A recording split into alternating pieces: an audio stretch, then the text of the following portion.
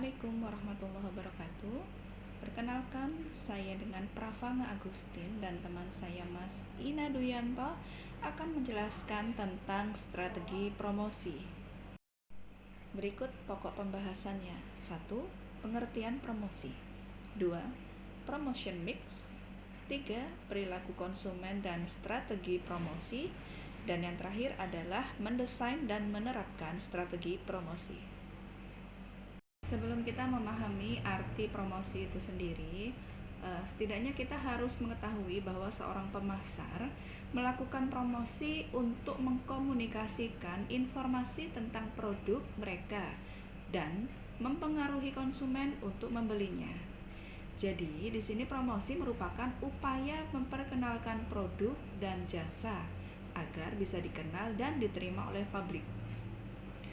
Ada beberapa jenis promosi seperti iklan, penjualan personal, promosi penjualan, publisitas, dan direct marketing.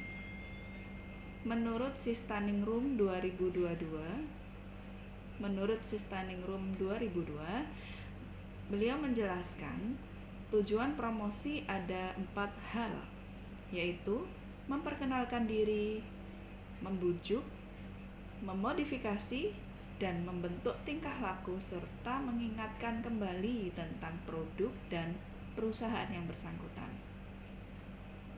Bentuk promotion mix yang ingin dikelola secara strategis oleh para pemasar agar dapat mempengaruhi konsumen dalam membeli suatu produk atau jasa meliputi 1. Advertising atau iklan. Di sini advertising adalah penyajian informasi non-personal tentang suatu produk, merek, perusahaan, atau toko yang dilakukan dengan bayaran tertentu.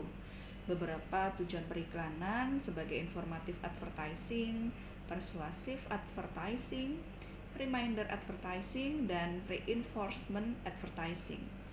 Pilihan media yang dapat digunakan untuk melakukan pengiklanan seperti surat kabar, majalah, radio, papan reklame, dan direct mailing. Di sini tantangan besar bagi seorang pemasar untuk mengembangkan pesan dalam iklan adalah memilih media yang dapat mengekspos konsumen, menangkap perhatian mereka, dan menciptakan pemahaman yang tepat. 2. Personal selling atau penjualan personal adalah promosi yang melibatkan interaksi personal langsung antara seorang pembeli potensial dengan seorang salesman.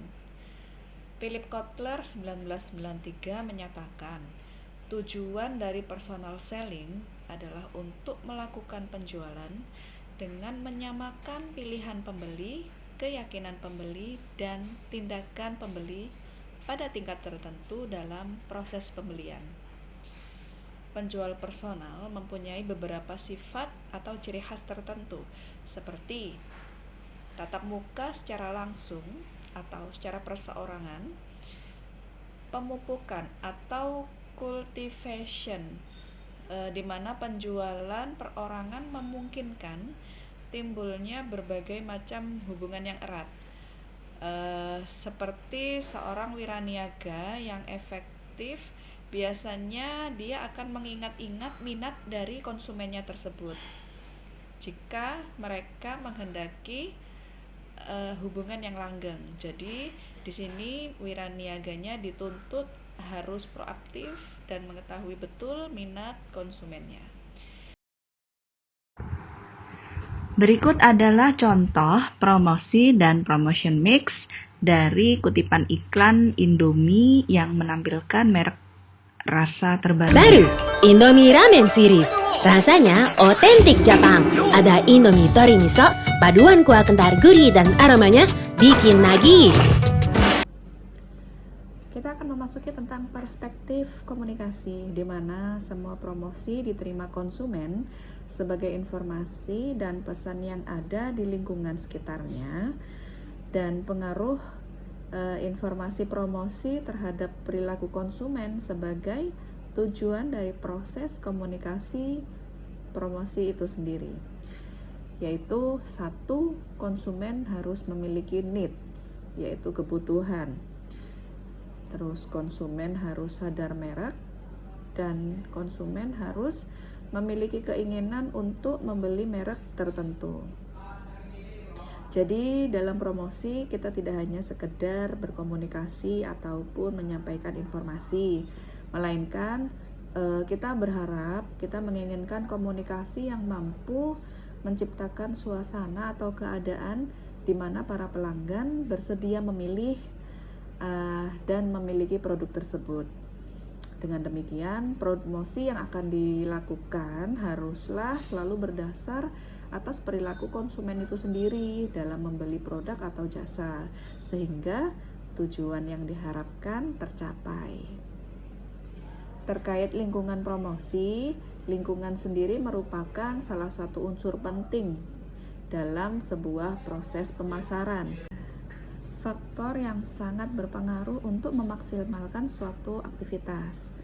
Keadaan suatu lingkungan juga mempengaruhi sebuah rangsangan bagi perilaku konsumen untuk membuat keputusan pembelian. Dan jadi dalam suatu keadaan lain, hal ini disesuaikan dengan keadaan yang diharapkan. Jadi timbul potensial yang mampu diserap dan dimaksimalkan guna mencapai tujuan tertentu. Terima kasih, saya lanjutkan presentasinya. Selanjutnya ada di perilaku konsumen dan strategi promosi. Di sini ada beberapa hal yang perlu dilakukan. Itu yang pertama adalah kontak informasi. Nah, kontak informasi itu sendiri dapat berdasarkan keinginan ya ataupun intensional. Namun demikian yang paling sering adalah secara tak terduga ataupun insidental. Nah, para pemasar itu biasanya menempatkan pesan-pesan promosinya ya di lingkungan fisik konsumen untuk memaksimalkan kemungkinan exposure pembelian. Selanjutnya di poin B-nya ada komunikasi dari mulut ke mulut ataupun sering kita sebut dengan word of mouth ya. Nah, konsumen dapat berbagi informasi dengan teman tentang tawaran yang menarik dari sebuah produk yang pernah mereka beli sebelumnya. Kemudian ada poin mengelola strategi promosi. Di sini ada beberapa kunci ya ataupun bab pembahasan tentang strategi promosi itu sendiri. Yang pertama adalah menganalisis hubungan konsumen terhadap produk.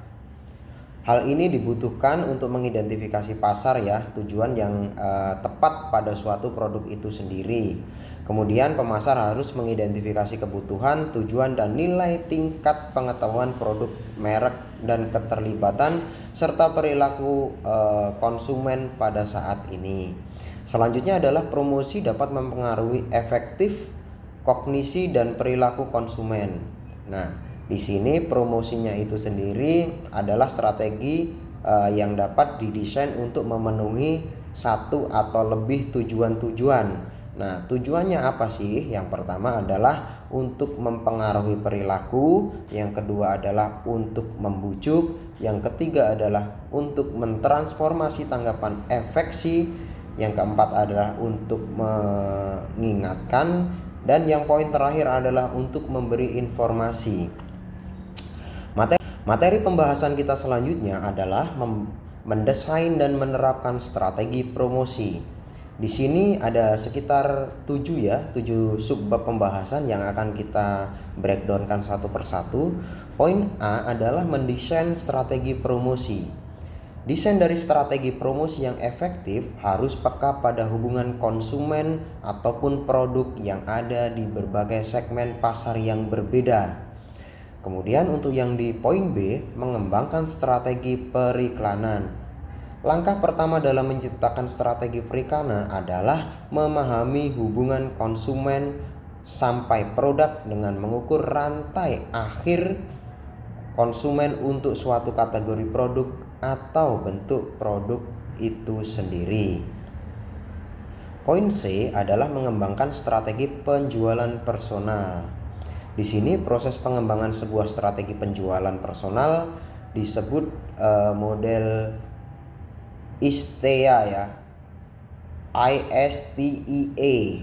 Nah, itu kepanjangan dari appreciation ataupun kesan, kemudian ada strategi, kemudian ada transmission ataupun transmisi, kemudian ada evaluation ataupun evaluasi, dan ada adjustment ataupun penyesuaian.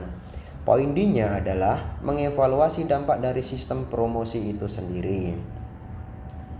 Nah, mengevaluasi dari dampak sebuah strategi promosi dapat diartikan melakukan perbandingan hasil yang didapat dengan tujuan yang ditetapkan. Evaluasi dampak promosi dapat dilakukan secara langsung. Selanjutnya ada meningkatkan pembelian coba-coba. Di sini strategi promosi juga bisa membuat pembeli potensial datang untuk menggunakan produk Anda ataupun produk yang sudah pernah dibeli konsumen itu sendiri. Poin F, meningkatkan pembelian ulang. Nah, strategi promosi penjualan dengan cara promosi pembelian kembali bisa digunakan untuk meningkatkan pembelian tetap atau pembelian dalam jumlah besar ataupun partai. Poin G adalah menciptakan kesadaran. Nah, di sini saya akan coba memberikan contoh itu strategi promosi produk dengan cara melakukan promosi bersama dengan produk lain yang sudah dikenal di pasar tertentu. Nah, artinya di sini kita jangan khawatir dengan cara itu. Anda tidak akan kehilangan pelanggan hanya dengan berbagi promosi bersama. Asalkan tidak dengan produk dengan kategori sejenis. Kemudian di poin H adalah strategi promosi butuh dukungan ataupun perantara. Yang dimaksud perantara di sini adalah pedagang grosir, distributor, agen, pengecer, makelar, bahkan pelanggan pun bisa disebut sebagai perantara jika mereka ikut merekomendasikan produk Anda yang pernah mereka beli, atau tadi sudah kita bahas itu adalah word of mouth. Oke, rekan-rekan semuanya, demikian sedikit pemaparan presentasi dari kami. Apabila ada kurangnya kami mohon maaf yang sebesar-besarnya. Wabillahi taufik walhidayah. Assalamualaikum warahmatullahi wabarakatuh. Salam sehat, salam semangat.